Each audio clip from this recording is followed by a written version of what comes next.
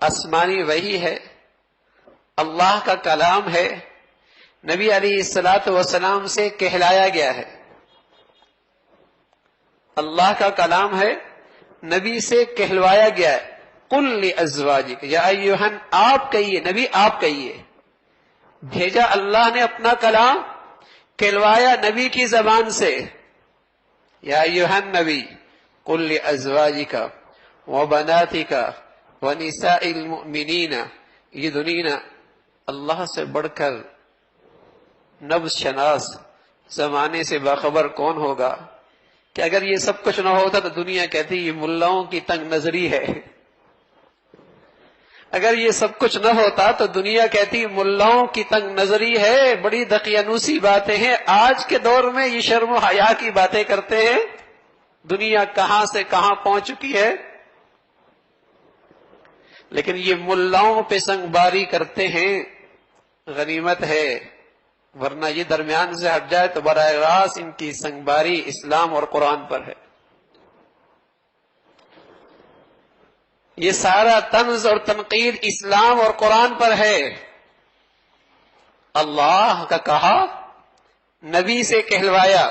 قل لازواجک، 22واں پارہ، سورہ احزاب۔ یا ایھا النبی، نبی کہہ دیجئے، قل لازواجک، اپنی بیویوں سے، وبناتک، اپنی بیٹیوں سے، ونساء المؤمنین، تمام ایمان والی عورتوں سے، یدنین علیہن من جلابیبہن، اپنی چادریں اپنے چہروں پہ ڈال لیا کریں۔ یدنین علیہن من جلابیبہن، کیوں؟ ذالک ادنی ان یعرفن، یہ تمہاری پہچان ہے۔ حیا، پردہ تمہارا ایمان، حیا، پردہ تمہاری پہچان۔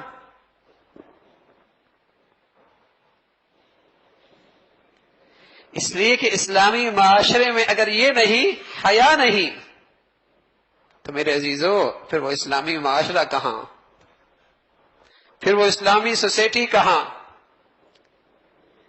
کیونکہ مسلمان قوم کی تمام تر صلاح اور تربیت کا انحصار عورت پر ہے۔ اگر اس کے اندر صلاح اور نیکی کوئی نہیں تو آئندہ نسلوں کا تحفظ غیر محفوظ، ان آئندہ نسلوں غیر محفوظ ہو گئی۔ اتنا اہتمام کرایا گیا، اس لیے کہ شرم و حیا اسلامی معاشرے کی زندگی اور ایمان ہے۔ حیا کوئی نہیں، ایمان کوئی نہیں۔ اور جس معاشرے سے شرم و حیا اٹھتا ہے میرے عزیزو، وہاں کبھی ازواجی زندگی کا سکون اور کبھی خاندانی زندگی کا استحکام اور کبھی گھر کی زندگی کی محبتوں کی فضا ممکن نہیں ہے، ممکن نہیں ہے۔ آپ 30 سے 50 سال پہلے چلے جائیے، جہاں شرم و حیا کا ایک دور تھا، تو طلاق اور خلع کی یہ آوازیں نہیں تھی، ٹوٹ پھوٹ کا یہ انداز نہیں تھا، یہ گندگیوں کا طوفان نظر نہیں آتا تھا۔ لیکن اب ساز و سامان کی کمی کیا، دولت کی فراوانی، جہیز کی فراوانی، شایان شان شادیوں کی یہ محفلیں اور دعوتیں، لیکن بتاؤ ایک بھیجنے والی ماں کو اپنی بیٹی کو بھیجنے کے بعد خوشی کتنے دن نصیب ہوتی؟ ایک باپ اپنے گھر میں بہو لے کے آتا ہے، گھر میں محبتوں کی فضا کتنی دیکھتا ہے۔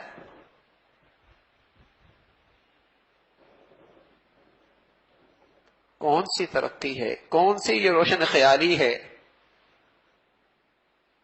تو میرے عزیزو، اسلام کے پاس مرد ہے یا عورت، ان دونوں کے لیے مساوات کا سبق ہے۔ جیسے مرد کی جان، مال، عزت، آبرو قیمتی ہے، ایسی عورت کی جان، مال، عزت، آبرو بھی قیمت ہے، دونوں میں مساوات ہے۔ ہاں، فطرت سے نہ ہٹو۔ اللہ نے مرد کی فطرت میں کچھ اور رکھا ہے، عورت کی فطرت کچھ اور ہے. دائرہ کار، زندگی کا طریق، زندگی کے کام کاج کا اسلام نے تقسیم کیا ہے. عورت کا دائرہ کار اور ہے، مرد کا دائرہ کار اور ہے. اگر اس فطرت سے بغاوت کرنے پہ آ گئے تو پھر وہی ہوگا جو مغربی تہذیب کا ہو رہا.